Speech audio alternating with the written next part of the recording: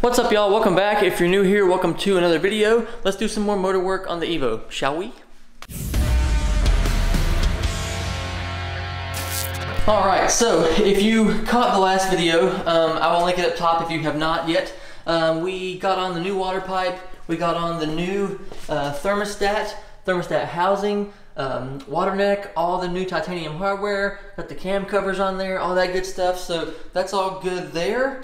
And so now we got the alternator, motor mount studs, all that kind of stuff to go on there, and we should be super close to putting this motor back in the engine bay over here. Alright, first I think I want to go through and torque all this stuff down right here. That way it's all torqued and ready to go. I don't gotta think about it anymore.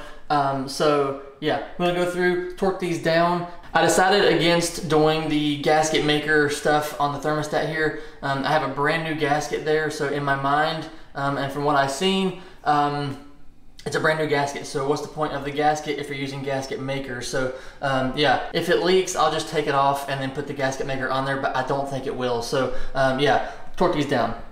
This is the first time I get to use my digital torque wrench, so I'm actually pretty excited about this.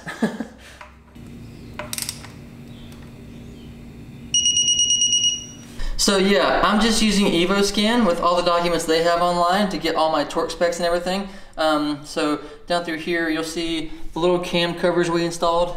These guys, super zoomed in, sorry. The little cam covers there, the little bolts there on the top corner of it is 10 plus or minus 2 Newton meters. So yeah, just going through all these documents on here and seeing what the specs are and going off of that. So yeah, back to torquing.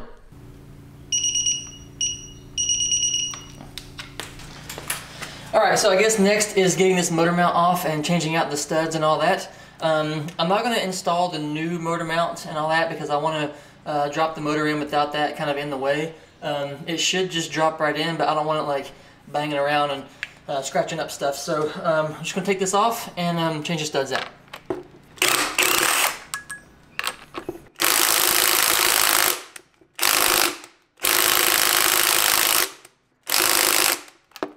Okay then, please hold.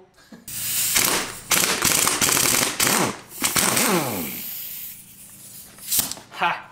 And for whatever reason, this bolt, the last one that's on there, is a different size. You know, why wouldn't it be? Now, that's not to say that it's not supposed to be that way, but I don't think it is. Huzzah! Now, to get these studs out, I'm going to double nut them and see how that works. I'm assuming you do know, but if you don't know, the double nut technique is putting 2 nuts on top of each other like this, and then you loosen the bottom one, then it should pull the stud right out. It gives you a leverage point and able to get that thing out of there like that. So these are kind of rusted in there a little bit, so hopefully this goes smoothly, but yeah, I'm going to give it a shot and see what happens. So I gave it one little try and it's pretty stuck in there, so I'm gonna grab some PB Blast, put that in there, let that soak for a little bit, and then we'll come back to this task.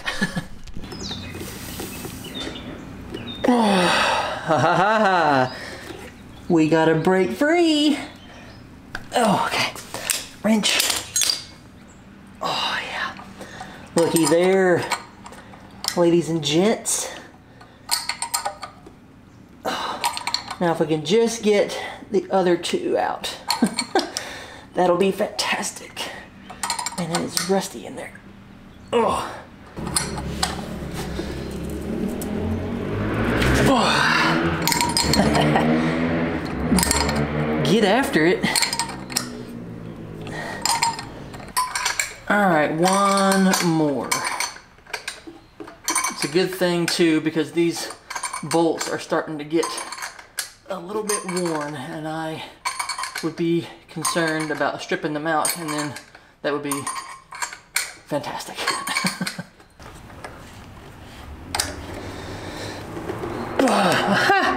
That was super easy. Oh, love it. Yeah, so that was not the stud breaking free, that was my bolt. They weren't tight enough together, and then ultimately the one on the bottom has now stripped, so I'm going to use the other bolt that we took off the other stud, the little bit bigger one. I haven't been using it, so it should be the threads should be okay on that one, and hopefully we can get this thing out of here, because it did, I thought it moved, but it did not. It was just a bolt. So one more go. There we go. That was better. That's the stud moving there. That is tight though. Wow. All right, I'm gonna finish getting this thing out of here, and we'll clean up the threads, get the new studs in, but man, this one's tight. Alrighty, out with the old, in with the new. We got new studs, we got badass hardware, we got badass mount. Like I said, I'm not gonna mount this on there just yet because I don't want it to be in the way when it's going in the bay, but damn, is it gonna look good with that black against that blue and purple? Ugh. I couldn't help myself. This just kind of happened. I was sitting here looking at it, and then I grabbed my red Scotch-Brite pad, and then before I knew it, I painted it black. So it looks much more refreshed now and looks much better. So yeah, nice. I thought they were tight just because of the rustiness and their growtiness, but apparently, unless I'm just doing this wildly wrong, these studs are actually very tight to get in. So we got the dual bolt method once again, putting the studs in. This one's going in actually pretty easy, but the other ones were pretty tight, which I'm assuming they have to be. So we'll just get this snugged down, and that will be that. Okay, so I went to start on the alternator, which we've been trying to do for a while now. And I knew this one part was kind of chipped off, but it didn't hit me until just now. And so let me show you. Okay, so you see this right here? See how this is kind of broken off right here? I saw that a long time ago, and I'm like, that kind of sucks, but you know, whatever. But it just hit me that this right here is for a 1/2 inch ratchet. I think it's a 1/2 inch. It's for a ratchet regardless. And the ratchet, you torque it and it releases tension from the belt, alternator, all that kind of stuff. So I can't I can't do the tension and the alternator thing. So this is broken off. I don't know what I'm gonna have to do here. Gotta do some research. Maybe I can replace just this piece right here. That will give me this back, and I can do this. Perhaps I can loosen this bolt from the middle, maybe? That just hit me. Maybe I can loosen this from here and just take it off. I don't need to worry about the tension right now. I'm taking the belt off anyway, so maybe that'll work. Yeah, anywho, gotta figure that out. This is gonna hold things up. It's gonna hold the alternator up. It's gonna hold getting the engine back up in the car. Yeah, kind of a bummer. All right, so I think I have a plan. I'm just gonna cut the belt. I'll get a new one of those, and we'll get the alternator on there, get it bolted up, all that good stuff. I talked to the guys at MA Performance. They have another one of these tensioners in stock, so I'll order that. It is OEM, so we'll get that in here, get a new belt on there, and call it good. So let's go ahead and cut this belt and try not to get hit in the face.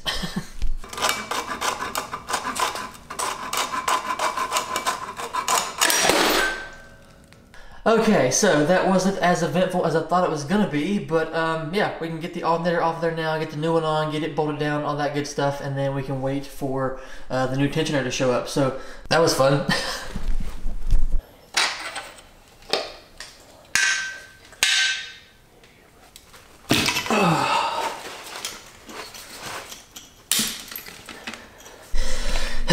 Alright, so I was trying to get the nut off of here, and I guess it's seized, well, it is seized on there, and so the whole thing was spinning here, and then this part just broke right off. So yeah, I keep having to tell myself that this car is pretty old, and so yeah, a lot of this stuff is just old and fragile, and this little part here just broke right off. So I gotta trace this thing out and see if I can put another end on this thing or what I gotta do here, but yeah, fun, fun, fun.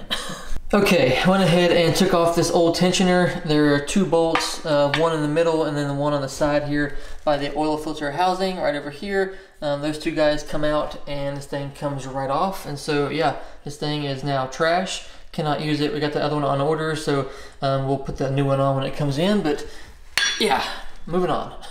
Put that right through there. Huzzah!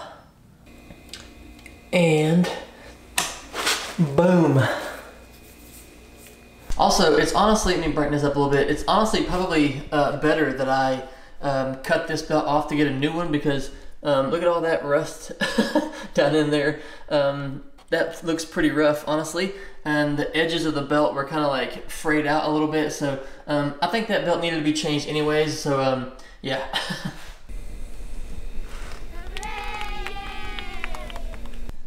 So we're back to this thing again, this broken stud in the cylinder head. If you missed that part, that's been a running thing for quite a while now. I've been trying to get it out here and there. I've been putting PB Blast into it, and I just tried it again with some vice grips, and because there's just enough stud sticking out to where like I can get a hold of it, and it just will not break free. I don't know what the heck to do. I am trying to avoid drilling into it, into the center there. I know I can do those grabber bit things and like try to reverse thread it out of there, but I just don't know if even that will work. My vice grips just now like was grinding into and like breaking off pieces of the stud. I don't know if it's just brittle or what, but it is giving me lots of headaches. I'm trying to avoid drilling into it. That makes me super nervous, drilling into that right there. It could slide off or something and like hit the cylinder head or whatever, and I just can't think about that right now. So I'm gonna put some more PB Blast on this thing. I'm gonna try the my JB weld trick.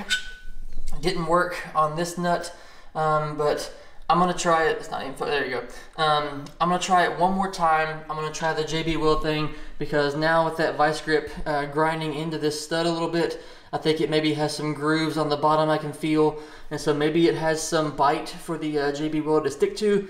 I don't know, but yeah, I'm gonna mix up some JB weld, put another bolt on there, try to weld the nut to the stud, and see if we can get it off of there in a couple of days. But man, this thing is giving me a lot of headache. Okay, so I went down the rabbit hole here of getting this wiring undone, and I got the alternator wire out of the harness that was all tied in together. It was all in the same loom and everything. And so I think I'm going to leave this stuff separated. That way I can run it how I want to. If I'm going to try this wire tuck thing, it would probably help to have them not tied together how they had them, where they're supposed to go specific ways, and I can maybe route things my own way and stuff like that. So I'm going to wrap this stuff back up in Tessa tape, keep this stuff together, keep that separate. That runs to the starter, and then we'll redo that alternator thing where we broke off the end there. We'll get that taken care of, and then I'll run that wire however I want to get it back to this unit right here. And so yeah, I think with that being said, I'm going to end this off here. We got quite a bit of work done, I guess. We got the alternator on. That was a big deal. We did have that problem with the tensioner, but we'll get that squared away later on. I'm letting that JB wheel dry for a little while. I'm really crossing my fingers that works. I don't want to have to drill into that and back it out. Hopefully with those things it actually does work if I have to do that, but I really don't want to have to drill out that whole stud and like retap that hole and all that shit. That is a very drastic step that I am not wanting to do, so I'm going to keep crossing my fingers that works on that stud, and hopefully that can come out of there next time. So yeah, I'm going to move on to the wiring harness, all that stuff in the engine bay, get that stuff taken care of so the motor is that much closer to going in. We're almost there, and so yeah, thanks for watching. I do appreciate it very much. As always, drop a comment down below. Let me know what you guys think of the process, the progress, and if you have any questions, drop those down there as well. Be glad to help much as I can, chat, whatever, and I'll see you guys next time. Bye!